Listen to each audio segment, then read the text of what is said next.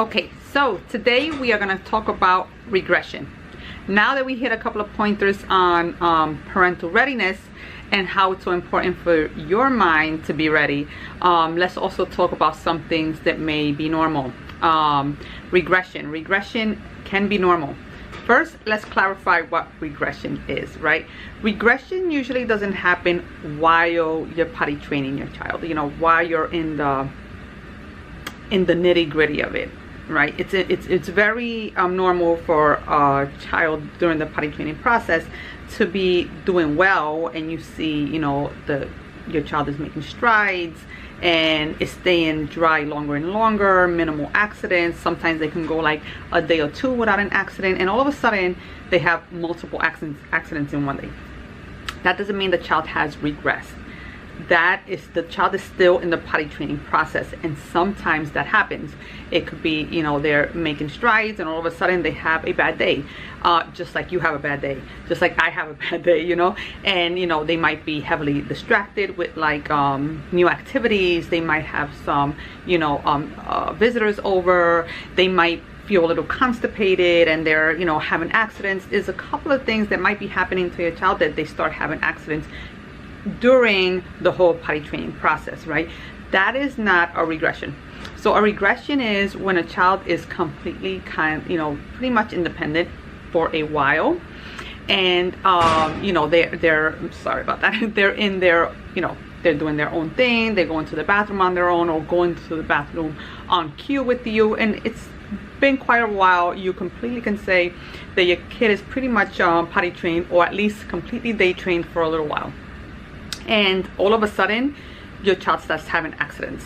That's a regression, because it's been quite a while that they're pretty much independent with their toileting habits, and now all of a sudden they're starting to have accidents again. So that's usually caused by some disruption in their life. It could be something emotional, like a new sibling, a new pet. It could be a move.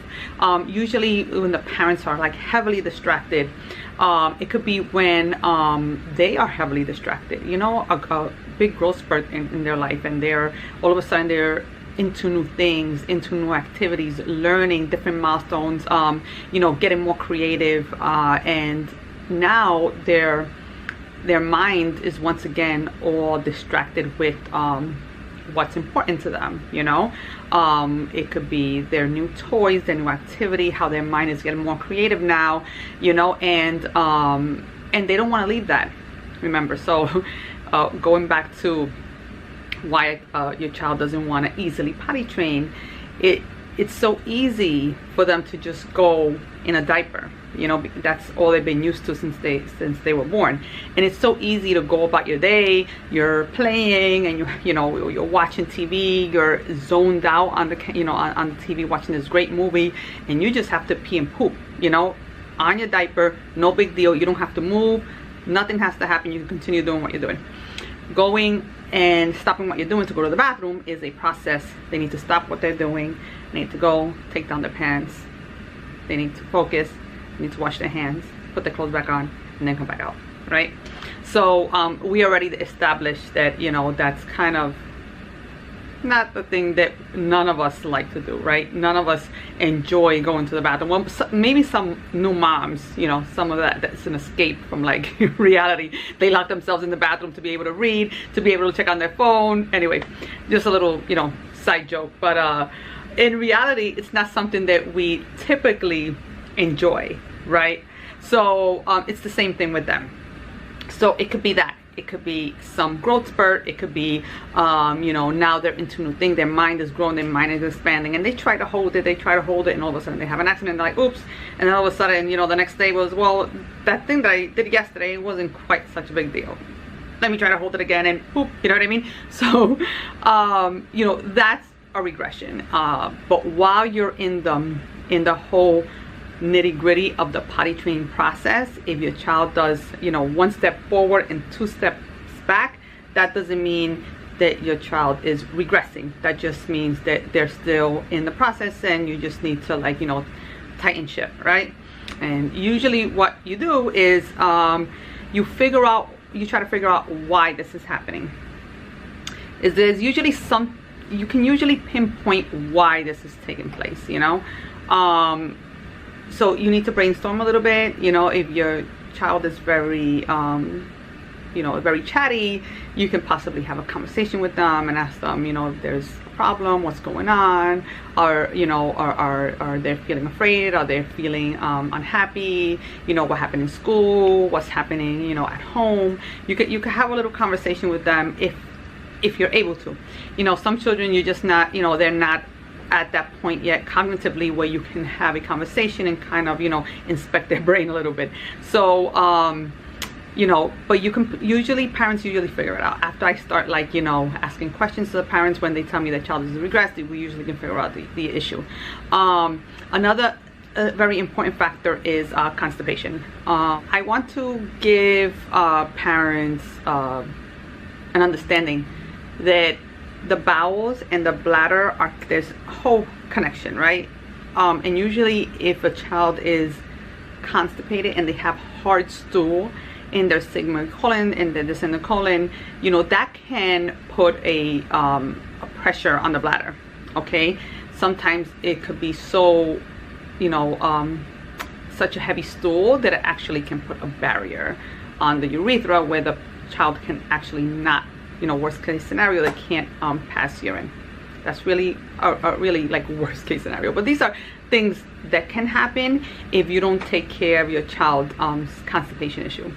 So sometimes if your child is regressing, one of the first things that come to my mind is their bowel movements. You know, you know, are they you know, going to the bathroom regular? Are they constipated? If they're passing hard stool and they're afraid, they're likely withholding. And with withholding comes also hand in hand withholding urine, because what happens is when they sit down, they're so afraid of that hard stool passing that they don't want to sit. They don't want to sit because when you sit, you don't know, sometimes you go to pee and, you know, and you have to have a bowel movement. So they know that. So they're afraid to sit because they don't want to poop. So consequently, they hold off going to the bathroom to pee as well because they don't want to get that feeling that they have to poop because they're afraid. So that's one of the things that I tell parents are, you know, how are their bowel movements? You know, that's something that you really need to check and hone into, especially if you're very busy with a new baby, if you're very busy, new job, new move. Sometimes we don't really focus on what's going on, and that doesn't make us bad people. It's just that life happens, right? And we know our child is safe and healthy. We're doing our daily routines and we don't realize that our kid is constipated. So that's something that you want to check on. And so yeah, so just basically honing what's going on. Usually the correction to that is to tighten ship. Again, it's always easier to get a child back on the bandwagon than starting them from scratch. So a lot of parents think a regression, oh my god, I have to go through the whole potty training process all over again. That's very rarely the case because your child already knows what to do. You know, you just need to figure out what's going on and then fix that. You know, concentrate on that.